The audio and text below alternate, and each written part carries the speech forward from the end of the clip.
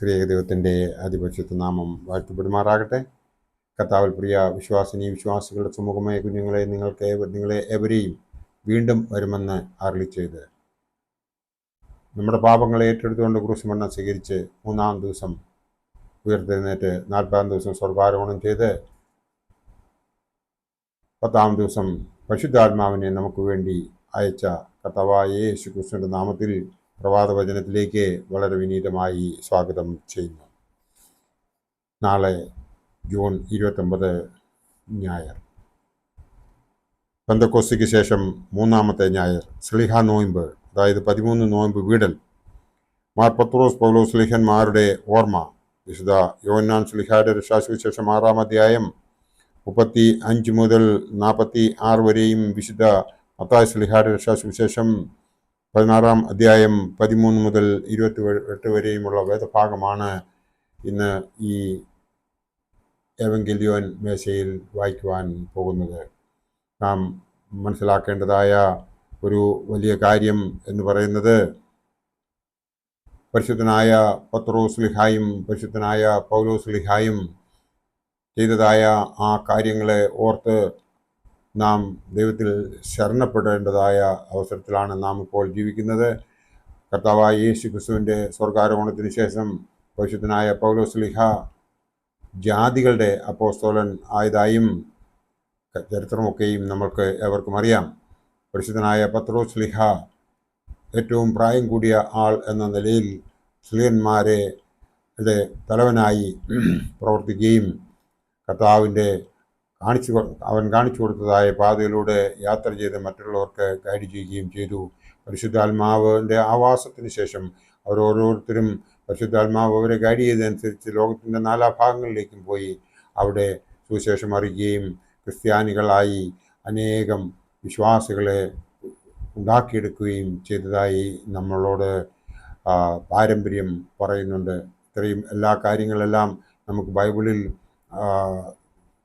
നമുക്ക് കാണുവാൻ സാധിക്കില്ല എങ്കിൽ തന്നെയും നമ്മുടെ ആദിപിതാക്കന്മാർ എഴുതി വച്ചിരിക്കുന്നതായ പാരമ്പര്യങ്ങൾ, ആ ചരിത്ര പുസ്തകങ്ങൾ വായിക്കുമ്പോൾ നമുക്കിതൊക്കെയും മനസ്സിലാക്കുവാൻ സാധിക്കും.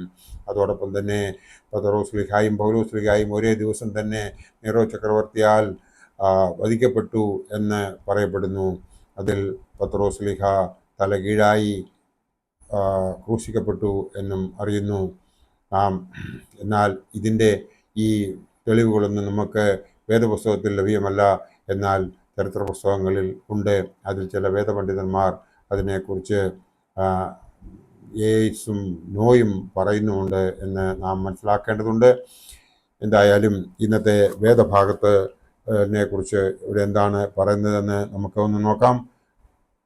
അതായത് നേരത്തെ ഞാൻ പറഞ്ഞതുപോലെ പെന്തക്കോസ്തിക്ക് ശേഷം 3-ാം ഞായറാഴ്ച ആണ് ഇന്ന്.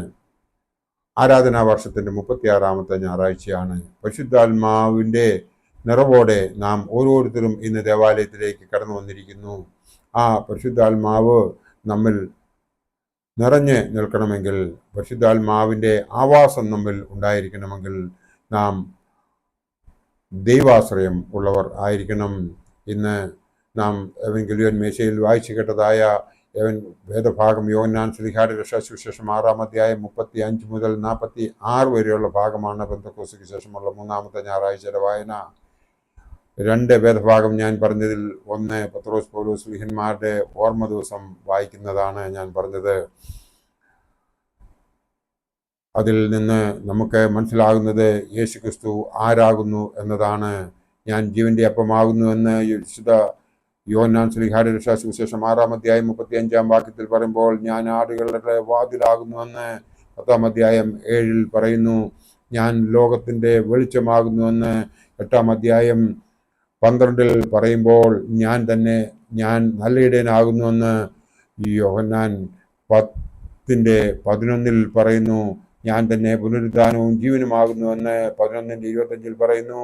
ഞാൻ തന്നെ വഴിയും സത്യവും ജീവനുമാകുന്നുവെന്ന് 14:6 പറയുന്നു.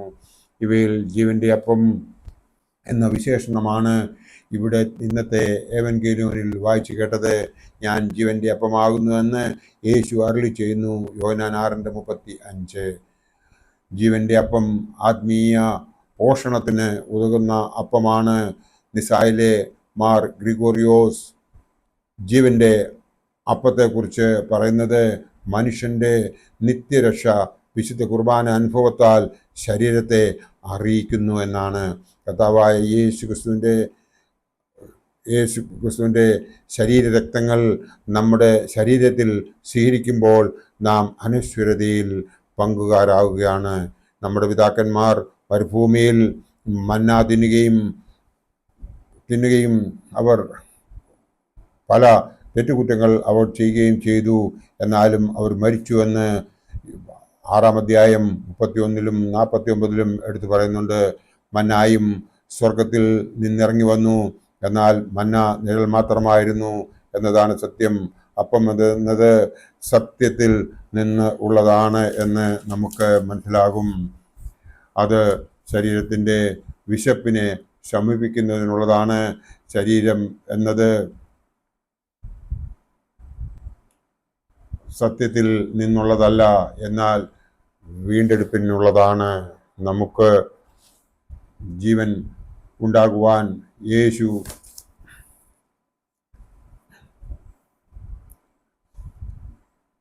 തൻ്റെ മരണത്താൽ തൻ്റെ ശരീരം നമുക്ക് നൽകി.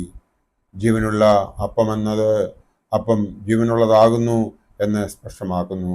നമുക്ക് ജീവനുണ്ടാക്കുവാനുള്ള അപ്പം. നിങ്ങൾ എന്നെ കണ്ടിട്ടും വിശ്വസിക്കുന്നില്ല. യോഹന്നാൻ 6:36. ഇവൻ യോസേപ്പിൻ്റെ പുത്രനായ യേശു അല്ലയോ? ഇവൻ്റെ അപ്പനെയും അമ്മയെയും നാം അറിയുന്നുവല്ലോ.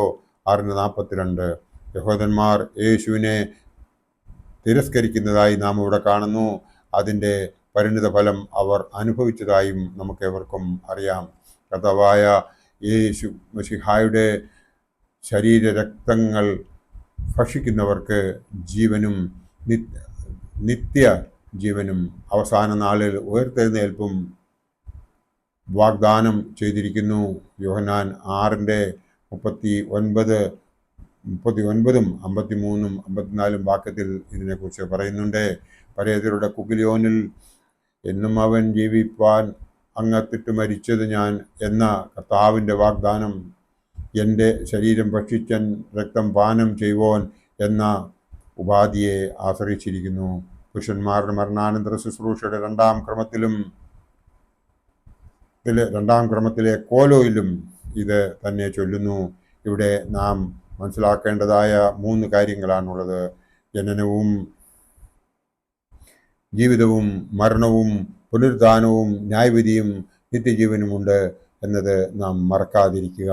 യേശു ക്രിസ്തു നമുക്ക് വേണ്ടി ജീവൻ്റെ അപ്പമായി തീർന്നു. ആയതിനാൽ നമുക്ക് രക്ഷയുണ്ട്. നിത്യജീവനെ പ്രാപിക്കുവാൻ വേണ്ടി നാം നമ്മുടെ പിതാക്കന്മാർ കാണിച്ചു തന്നതായ പാതയിലൂടെ സഞ്ചരിക്കണം. ഉദാഹരണത്തിന് പരിശുദ്ധനായ പരിമല തിരുമേനിയുടെ ആ ജീവചരിത്രം നമ്മൾ വായിക്കുമ്പോൾ നമുക്ക് മനസ്സിലാകും. പാമ്പാടി തിരുമേനിയുടെ ജീവചരിത്രം വായിക്കുമ്പോൾ നമുക്ക് അത് മനസ്സിലാകും.